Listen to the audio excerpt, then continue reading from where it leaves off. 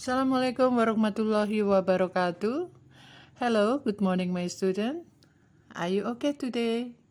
Okay, I hope you all fine. Okay, my student, let we continue to our material.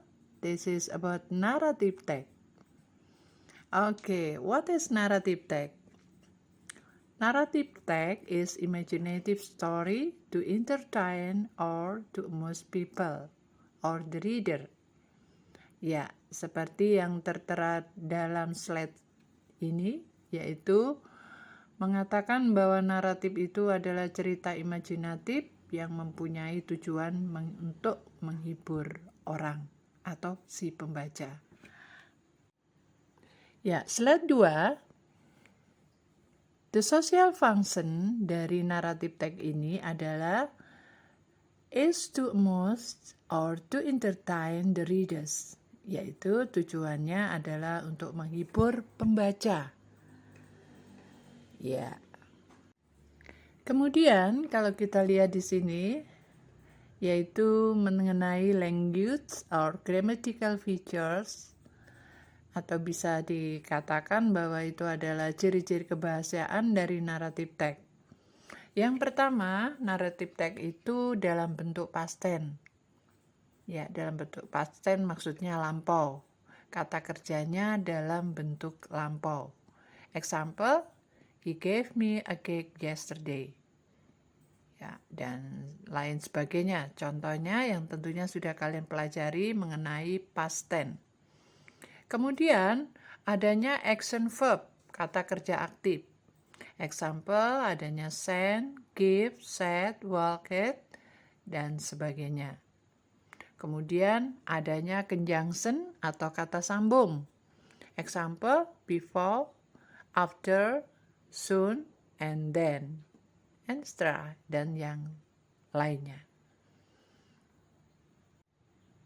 Kemudian kalau kita lihat dari jenis naratif teks, ya di dalam naratif teks ini ada dongeng atau fairy tale, example-nya Cinderella, Snow White, kemudian mythos atau myth, example-nya Hercules, Nyi Blorong kalau di Indonesia, kemudian cerita rakyat atau folktale, example Sangkuriang, Malin Kundang, dan sebagainya.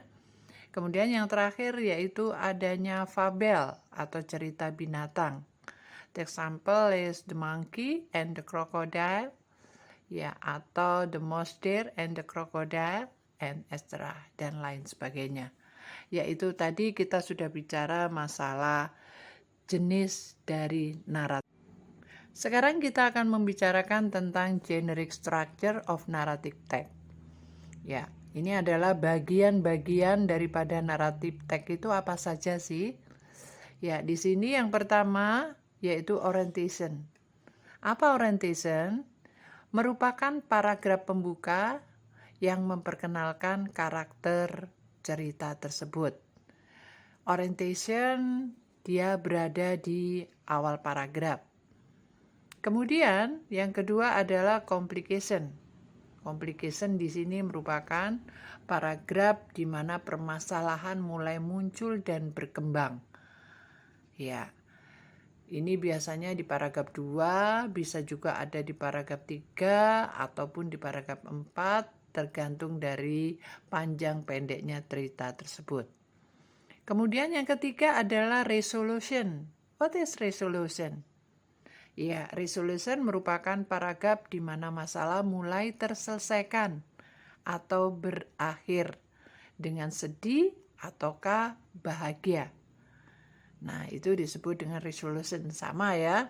Kalau ada complication 1, biasanya ada resolution 1.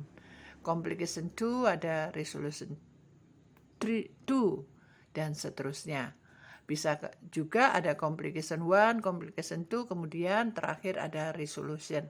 Tergantung pada ceritanya. Kemudian reorientation yang bagian 4. Reorientation ini tidak harus selalu ada. Bisa ada, bisa juga tidak. Ya, apa sih reorientation? Oke, reorientation merupakan paragraf terakhir yang berisi tentang pelajaran moral, saran, ataupun nasihat dari si penulis. Nah, di sini maka dikatakan reorientation. Ya, slide 6. Example of the narrative text. Oke. Ini adalah contoh daripada narrative text. Ya, the example of narrative text. Di sini Mem ambil cerita tentang Timun Mas. Nah, kalian bisa lihat di paragraf pertama di situ ada kalimat long time ago. There was a farmer couple. They were staying in a village near a forest. They live happily. Nah, ya sesuai dengan ceritanya di paragraf pertama itulah yang dikatakan dengan orientation. Kemudian di paragraf yang kedua masuklah ke dalam complication. Unfortunately, they hadn't had any children yet. Nah, itu masalah yang pertama. Mereka tidak punya anak. Ya, walaupun mereka kelihatannya hidup bahagia. Kemudian, di paragraf berikutnya, maka datanglah yang disebut dengan resolution 1. Every day prior to God for a child, one day a giant passed their home. They heard what they were praying. Then the giant gave them a cucumber seed. Plant this seed, then you will get a daughter, said the giant. Thank you, giant, said the couple, but in one condition. In her 7th birthday, you must give her to me, said the giant.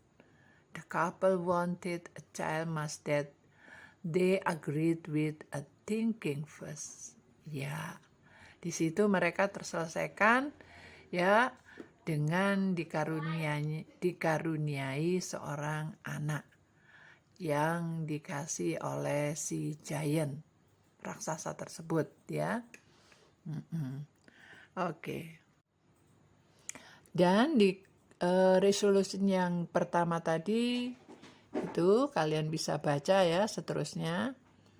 Kemudian setelah itu Timun Mas lahir diberi nama Timun Mas or Golden Cucumber. Kemudian cucumber ya.